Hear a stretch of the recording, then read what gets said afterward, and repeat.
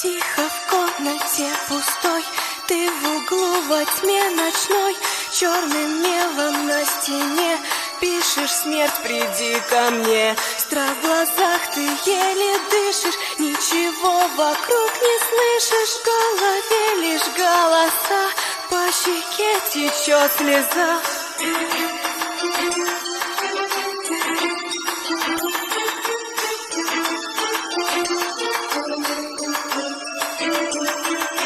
Ты в чужой стране теперь, и тебе открылась дверь в мир, где души обитают, медленно тебя сжирают. Ты